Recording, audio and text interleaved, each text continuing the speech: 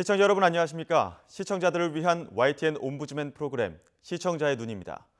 이번 주에는 지난달 27일에 있었던 2016년 YTN 12월 시청자위원회 소식부터 전해드리겠습니다. 이번 주엔 뉴스 출발에 대한 의견을 나눴습니다. 그래서 4시 반부터 5시 사이에는 이런 거 위주로 많이 편성을 해주시고 5시부터 정식적으로 YTN 뉴스가 좀 진행이 됐으면 좋겠다는 생각을 해보고요. 예를 들어서 타 방송을 보니까 뉴스에 대한 그 본격적인 뉴스가 6시부터 진행이 되더라고요. 보니까 SBS나 MBC도 그렇고, 그래서 6시부터 1부, 2부 이렇게 진행이 되는데 저희 YTN은 4시 30분부터 진행이 되니까 너무 이르다는 생각이 들어서 시간을, 사실 우리나라 사람들이 좀 이 숫자에 조금 이제 민감하잖아요. 뭐 일자라든가 이자보다는 일자를 좋아하고 또 신선함을 좋아하는데, 저희가 4시 30분부터 1부를 시작했을 때 2부 타임에 예를 들어서 6시에 기상을 일어나신 분들이 딱 뉴스를 틀었는데 2부라고 생각이 되면 저 같으면은 1부를 하고 있는 타 방송을 시청할 수 있을 것 같아요.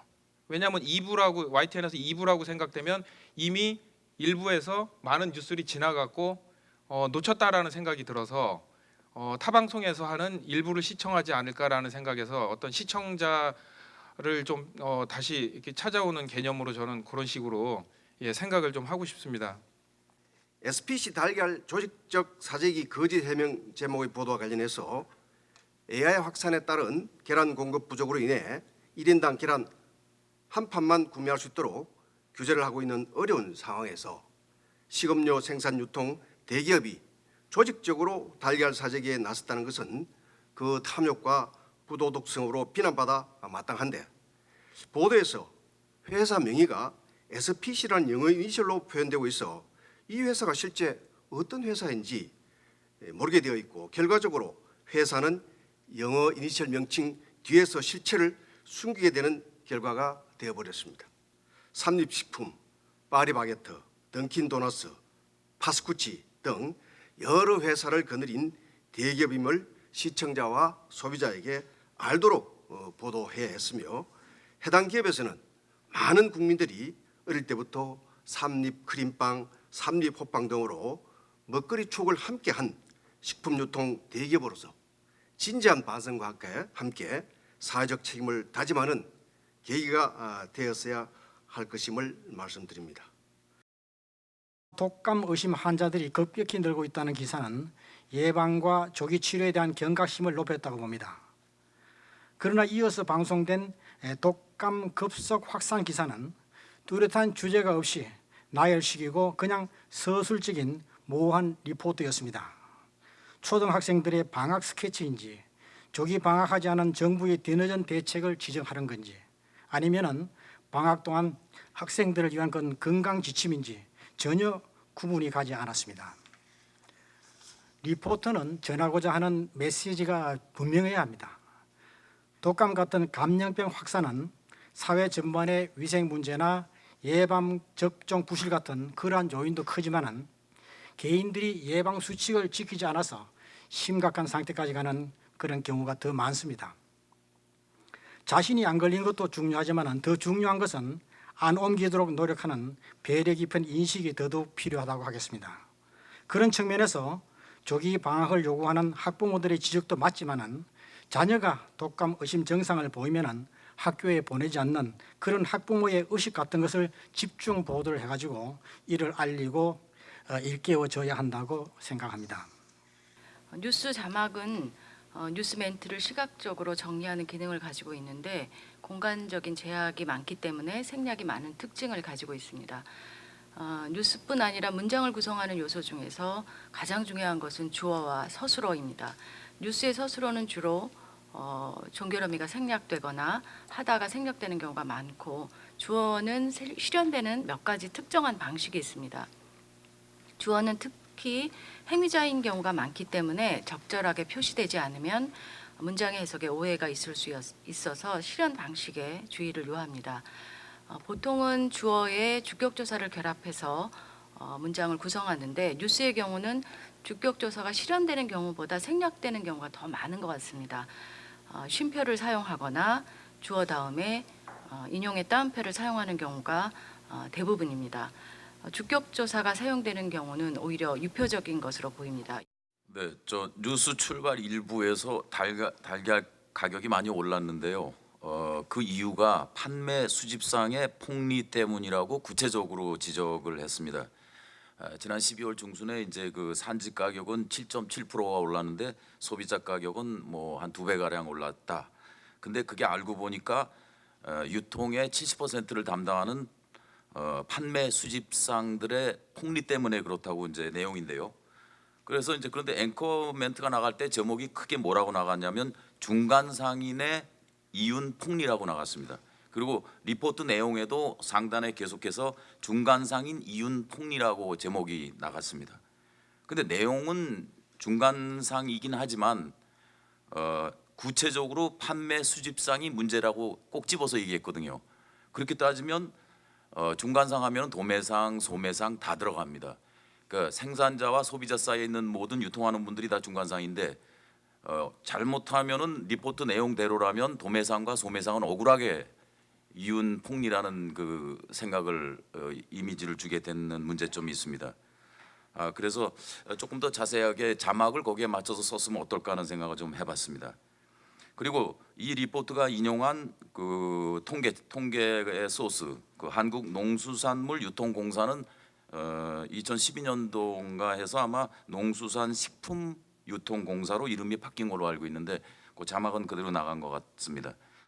이제 탄핵 관련 뉴스를 보면 답변서 공개에 대한 소송 지휘권, 뭐 수사 기록 제출 요구에 대한 이의 신청, 결론 발표 예정 이런 뉴스가 나왔는데 4시 반에 보는 분들은 저게 무슨 의미인지 잘 모를 수도 있을 것 같아서 예를 들면 답변서 공개라는 거는 국회가 대통령직 답변서를 공개를 했고 법에는 공판에 관한 서류는 공판 개정 전에는 공포 못하게 돼 있다는 그런 규정을 얘기를 해주면서 그래서 그 법 규정 위반으로 이렇게 소송지휘권 행사를 요구했기 때문에 그거에 대해서 이런 결론을 헌재가 낼 것이다라든지 이렇게 좀 설명을 부과해 주시면 좋았겠고 또 그 소송 그 수사서류 제출에 대해서 이의 신청을 한 것도 이제 법이 헌재법에는 공판이나 소추, 수사 중인 서류는 요구할 수 없다고 돼 있는데 반대로 준용되는 형사소송법에는 각 공기관이나 공무서에 관계된 서류를 제출 요구할 수 있다고 돼 있기 때문에 이 규정이 서로 외관적으로만 보면 서로 모순되는 것처럼 보입니다. 따라서 이거에 대해서 이 신청에 대해서 어떤 결론을 내릴지 궁금하다. 이렇게 멘트를 해주시면 국민들도 이 헌재가 어떻게 결론 내릴까 참 궁금하다고 해서 다시 이 뉴스를 계속 보려고 하지 않을까. 그래서 좀 호기심을 유발하는 그런 차원에서도 배경 지식을 좀 설명을 해주시면 참 좋았겠다 이런 생각이 들었습니다. 이제 1, 2, 3부 간의 어떤 차별화 같은 것도 조금만 더 신경 써주시면 좋지 않을까. 그래서 1부에서는 주로 이제 브리핑 형식으로 좀 이렇게 건조한 방식으로 다양한 뉴스들을 전달한다면 2부나 3부에서는 그거를 좀 받아서 조금 더 뭐 대화 형식도 좋고 기자와 앵커 간의 대화 형식도 좋고 조금 심층적으로 자세한 내용들을 좀 전달하는 그래서 전체적인 느낌이 아침 출근 준비하고 있는데 뭐 넥타이를 매주는 배우자의 어떤 그런 느낌처럼 뭐 오늘 날씨는 어때? 오늘 어떤 일이 있을 것 같아? 또는 어젯밤에까지 뭐 무슨 일이 있었어? 이런 어떤 느낌을 주는 좀 부드러운 대화형 형식의 그런 어떤 뉴스 브리핑도 괜찮지 않을까라는 생각을 좀 해봤고요. 그다음에 2부의 좋은 뉴스 같은 거는 보고 있으니까 되게 훈훈해지더라고요. 그래서 굉장히 아침부터 좀 기분 좋게 만들어주는 좋은 선택이 아닌가라는 생각을 했습니다. 내용적인 측면에서 조금 아쉬운 부분은 국회 대정부 질문들이 있는데 이게 이제 우리 언론사들이 가진 오래된 관행 같은 건데 되게 뭐 그 정부 인사들이나 총리나 그다음에 이제 질문을 하는 국회의원들 간의 어떤 신경전, 날선 공방 공격과 방어 이런 모습을 주로 보여주는 것 같아요. 그래서 근데 저는 오히려 시청자들에게 그런 모습보다는 실제 국회의원들이 정부의 사업이나 또 정부의 최근에 어떤 행하는 여러 가지 활동들 또 정책들 이것들이 어떻게 진행되고 있는지를 조금 자세하게 설명해 주는 게 취지에 맞지 않는가라는 생각을 해봤습니다. 그 2부 뉴스 출발에서 이제 첫 뉴스에 우병우 전 청와대 정무수석의 5차 청문회 출석 관련 보도에서 그 앞서 2차 청문회도 피하고 동행 명령장도 무시하면서 이제 국민들 공분 그다음에 이제 관심이 집중된 그런 상황 아니었습니까? 일부 정치인과 시민들이 이제 현상금까지 내고는 이제 뭐 어떻게 보면 좀 모욕적인 그런 상황에서 이제 5차 청문회에 출석하게 되는 그런 관련 보도였는데 그때 이제 리포터의 보도 내용 중에서 야당 정치인과 시민들이 현상금까지 내거는 등 비판 여론이 거세지자 이렇게 하는 부분이 있습니다. 그런데 이제 그 당시 현상금을 내걸었던 정치는 야당뿐 아니라 여당에서도 있었습니다. 그래서 그 현상금 내용이 보는 사람에 따라서는 정치인들이 앞서서 정치를 희화화한다는 그런 비판이 있을 수도 있고 아니면 반대로 정치인들이 적극적으로 시민들의 요구에 동참한다는 긍정적인 평가도 있을 수가 있는데 긍정적이든 부정적이든 간에 어쨌든 간에 그 한쪽 그러니까 야당 정치인만 참여했다라고 하는 그 보도에 대해서는 불만이 나올 수도 있지 않을까 그런 생각을 했습니다. 그래서 사소한 내용이지만 사실관계를 좀 더 정확하게 보도할 필요가 있었다 이런 생각이 들고요. 그 뉴스 출발 1부는 박석원 그리고 안기령 앵커가 진행하고 2부와 3부는 그 나연수 김민호 앵커가 진행하는데 그 일부 아이템과 구성이 바뀌었으면 굳이 억지로 하나로 엮을 필요가 있나 하는 생각이 듭니다. 다른 2부부터는 다른 타이틀로 해서 별도의 프로그램으로 제작하는 것이 어떤가 하는 생각을 갖습니다. 또 이날 그 일부 보도의 경우에 있어서는 지난밤 뉴스와 중복되거나 심지어 그 재탕되는 경우가 있어서 속보성을 자랑하는 YTN의 명성에 조금 아쉬움이 남지 않나 하는 생각이 듭니다. 대표적인 사례로 그 AI 확산으로 달걀 판매를 1인 1판으로 제한한다라는 리포트는 제가 살펴보니까 전날 오후 3시경서부터 근 12시간을 매번 보도하였던 리포트입니다. 심지어 앵커 도입 멘트까지 똑같은데요. 후속 내용의 첨가나 구성의 변화가 있었으면 더 좋았겠다 하는 생각이 듭니다. 또한 그 밤사이 사건 사고 뉴스를 보도하면서 그 실종 여대생의 시신 수습 영상이나 교통사고 현장 영상들이 방영되는데 아침 시간인 만큼 가급적 좀 축소하거나 단신 처리하면 좋겠다는 생각을 갖습니다. 덧붙인다면 참고로 다른 방송사들이 아침 뉴스에 있어서는 그 SNS상의 화제 영상이나 연예계 뉴스로 보다 좀 연성화시키는 아침 뉴스를 편성하고 있습니다. 참고하시면 좋을 듯합니다. 저는 처음에 유통마진 과해 이 얘기를 처음 딱 보는 순간 과해 이게 굉장히 어렵게 느껴졌습니다. 이 과해라는 게 그 한자말을 풀이한 걸까 이런 생각인데 그렇지가 않고 유통마진이 크다라는 그런 의미였기 때문에 그렇게 과해 이런 단어를 쓸 때는 조금 자막 처리만 좀 됐으면 좋겠다라는 그런 생각을 했었고요. 그다음에 특검에서 보면 70일 전쟁, 70일 대장정 이런 표현을 썼는데 저는 전쟁이라는 표현은 안 쓰면 좋겠다는 생각이 들었습니다. 그러니까 전쟁은 정말 우리가 아주 마지막 단계에 쓸 수 있는 단어이기 때문에 이렇게 특검에서 70일 동안 전쟁을 한다라고 생각하면은 이거는 조금 심한 표현이 아니었을까 그런 생각이 들어서 전쟁보다는 조금 다른 얘기로 썼으면 좋겠다라는 생각을 했습니다. 그다음에 달걀 판매 제한, 뭐 중간 상인, 이윤 폭리 등 여러 의원님들이 말씀을 해주셨는데 저는 이걸 이렇게 보면서 사실은 굉장히 가슴이 좀 답답했던 느낌이 있었거든요. 답답한데 이럴 때 YTN에서 우리 국민들이 조금씩 양보하면서 우리 국민이 같이 이런 어려운 이런 현황을 좀 타개할 수 있는 어떤 방안에 대해서 좀 제시를 해주고 우리의 민도를 높여줄 수 있는 그런 걸 내서 우리 스스로가 한 판만 사자 뭐 이런 마음의 자세를 갖게 하는 그런 프로그램으로 얘기를 하는 게 얼마나 좋았을까 하는 그런 생각을 했습니다. 그래서 그리고 이제 많은 분들이 앞에서 지적을 하셨는데 그 중복 편성 내지는 이제 반복되는 부분에 대한 말씀을 하시는데 저는 이 부분에 대한 것이 문제가 있다고 생각하지는 않습니다. 왜냐하면 프로그램이라든가 그 뉴스를 구성하는 방식에 있어서 휠 시스템을 도입했다고 저는 생각을 합니다. 그래서 이 라운딩되는 방식은 저는 바람직하고 아침 뉴스의 특성을 봤을 때 이 휠 방식으로 보도를 하는 것은 저는 좋다고 생각을 합니다. 그런데 앞에서 다른 위원님들 지적하신 것처럼 이 방식이 이제 지루하다든가 반복적이라고 느껴지는 가장 큰 이유는 했던 멘트를 그대로 한다라든가 아니면 사용했던 비디오 클립을 그대로 사용하기 때문이라고 생각합니다.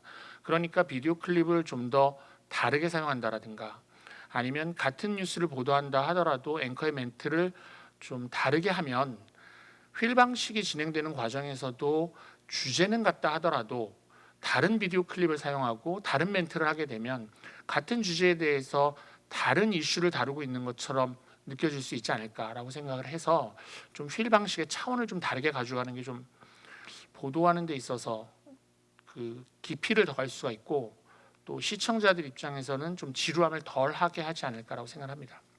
그 뉴스 출발 일부에 응답하라 우전수석 의혹 4가지는 보도 관련해서 표현 중에 이런 표현이 있습니다. 최근 코너링 아들과 함께 대책 회의를 하는 등. 그런데 코너링 아들 이러면은 많은 사람들이 아마 이해하기 어려울 것 같습니다. 그리고 좀 멘트도 적절치 않지 않나. 우병우 전 민정수석 아들이 운전병에 보직된 사유인 운전 시 코너링이 좀 아마 이것을 풍자하기 위한 멘트인데 뉴스 전달에 지장이 있는 것은 아니지만은 뉴스의 진지한 분위기와 풍자적 멘트는 지양하는 것이 좋지 않은가 생각이 듭니다. 또 다음으로 좀 힘들겠지만 좀 보완했으면 하는 사항은 새누리당 비주류 탈당 보도와 관련해서 새누리당 주류 국민의당 대표는 발언 영상이 나옵니다. 근데 더불어민주당 추미애 대표는 아마 구하기 어려워서 그렇든지 영상 없이 자막 화면으로 내용을 소개하는데 또 가능하면은 좀 확보해서 균형 있게 다루면은 더 좋겠다는 생각이 들었습니다.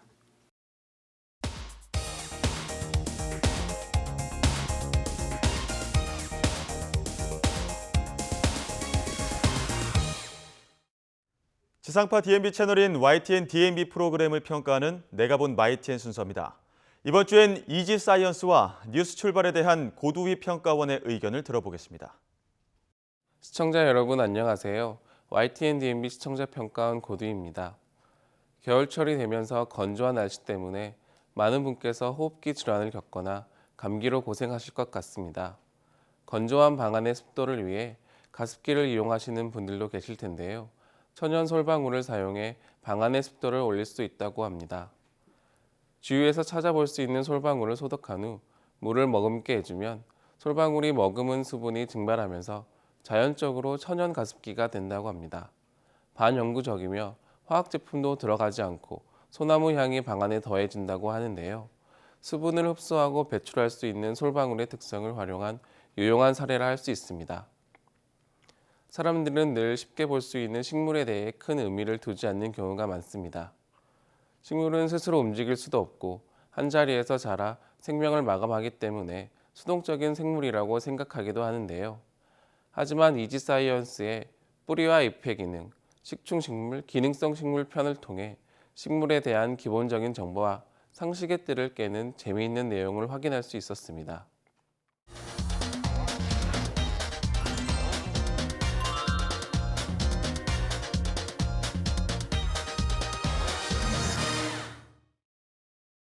이지사이언스는 사람들의 삶 깊숙이 자리 잡고 있어 평소엔 인식하지 못하는 생활 속 과학 기술들을 소재로 하는 프로그램인데요. 어려운 과학이 아닌 과학 속에 담긴 다양한 이야기를 재미있게 풀어내 과학에 친근하게 접할 수 있도록 구성하고 있습니다.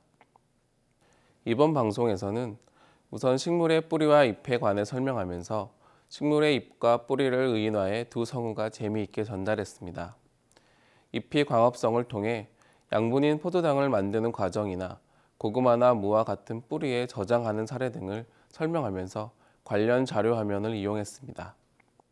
이뿐만 아니라 나뭇잎이 자연환경에 적응하기 위해 선인장의 가시처럼 변화한다는 내용이나 뿌리로 전달되는 빛으로 식물의 성장 등을 관리하면서 뿌리가 식물의 두뇌 역할을 한다는 내용은 식물에 대한 상식의 폭을 넓혀주는 내용이라고 생각되는데요. 유명한 찰스 다윈이 가설로 주장했던 식물의 뿌리뇌 가설의 내용을 덧붙이면서 과학적 내용의 신뢰성도 얻을 수 있었던 내용이었습니다. 고대 이집트 시대부터 식물의 잎과 뿌리가 약용으로 이용되어 왔고 현재도 다양한 용도에 따라 뿌리와 잎이 이용되고 있는 사례를 더해 사람들에게 매우 이롭다는 내용과 함께 뿌리와 잎의 조화가 꽃을 피우고 열매를 맺을 수 있다는 결론으로 일반적인 식물의 생장을 다루었습니다. 뒤이어 식충식물과 기능성 식물을 소재로 식물이 수동적 존재라는 일반적인 상식의 틀을 깨는 사례를 전달했는데요. 곤충 등의 작은 동물을 잡아 소화시켜 양분 일부를 얻는 식충식물은 끈끈이형, 개폐형, 주머니형 등 곤충을 사냥하는 방법에 따라 구분해 설명해 주었고 움직이지 못하는 식물이 움직이는 동물을 잡아먹는다라는 상식을 확장시킬 수 있는 내용이었습니다.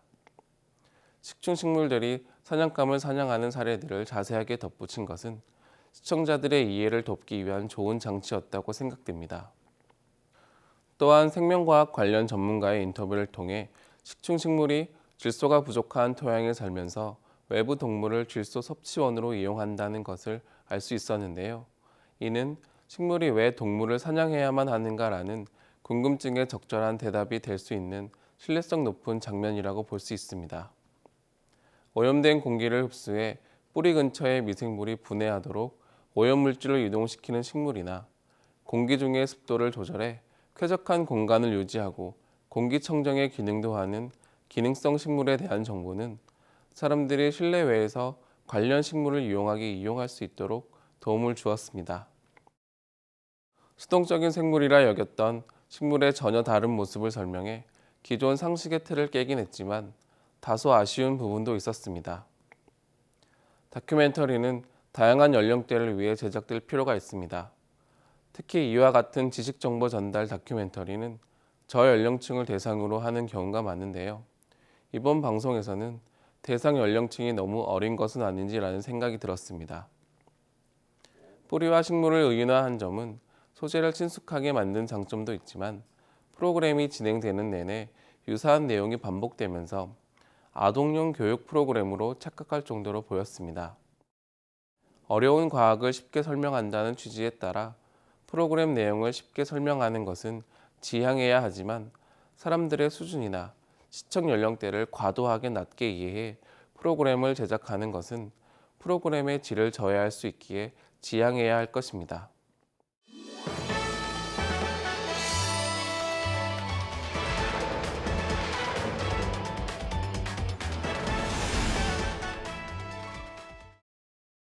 새로운 감염병은 그동안 우리 사회에서 많은 불안과 공포를 가져오곤 했습니다. 더군다나 감염병의 등장이 예상되었음에도 매번 겪게 되는 비슷한 결과로 국민의 신뢰도가 문제시되고 있는데요. 최근에는 조류 인플루엔자가 빠르게 확산되면서 우리나라의 가금류가 약 2,500만 마리 이상 살처분되는 결과를 가져왔습니다. 언론은 조류 인플루엔자와 같은 빠른 감염성을 가지고 있는 감염병에 대한 정보를 빠르게 국민에게 전달해야 하는 의무가 있는데요. YTN에서도 조류 인플루엔자 AI에 대한 보도가 이루어졌습니다. AIPA의 확산으로 산란계 가금류의 살처분 숫자가 2,500만 마리를 넘어섰고 10마리 중 7마리 이상은 닭이라는 내용도 함께 전달됐는데요. 다만 살처분되는 가금류의 통계 도표 등의 추가적인 장치 없이 앵커의 내용 설명과 자료 화면으로만 진행된 부분은 조금 아쉬웠습니다. 또한 AI의 확산이 전국적으로 급속하게 진행되고 있는 만큼 확산 양상을 지도 위에 표시해 시청자들에게 명확한 정보를 전달했다면 관련 지역을 방문하지 않는다던가 지역 거주자는 더욱 조심할 수 있도록 조류 인플루엔자에 대한 예방 행동에도 영향을 줄 수 있을 것으로 생각됩니다. 조류 인플루엔자는 우리나라 사람들이 좋아하는 닭과 아주 밀접한 감염병입니다. 그리하여 AI의 빠른 확산에 대한 막연한 불안감이 식생활에도 큰 영향을 끼치고 있는데요. 닭과 오리의 소비가 큰 폭으로 떨어졌다는 보도는 AI에 대한 국민들의 현재 인식을 알 수 있는 내용이었습니다. 또한 2,500만 마리 이상의 산란계 가금류가 살처분되면서 달걀의 수급은 내려가고 달걀의 가격이 큰 폭으로 오른 상태라고 합니다. 반면 육계 가금류는 조류 인플루엔자의 피해가 없어 반대로 가격이 내려갔다고 합니다. 이러한 소비 심리를 해소하기 위해 닭과 오리 고기를 먹는 날을 지정하는 등 정책적인 움직임에 대한 보도가 이루어졌는데요. 이는 내수 활성화를 위해 중요한 부분일 것입니다. 이 뉴스에서 또 주목해야 할 점은 농촌진흥청장의 조류 인플루엔자 바이러스 사멸에 대한 내용인데요. 끓는 물에 3초만 끓이면 100% 바이러스가 사멸된다고 전달하면서 닭과 오리에 대한 안정성을 강조했습니다. 하지만 이러한 인터뷰 내용 이외에 바이러스 연구소에서 직접 실험하는 모습과 결과를 함께 덧붙였다면 국민의 불안감을 훨씬 더 감소시킬 수 있지 않았을까 생각됩니다.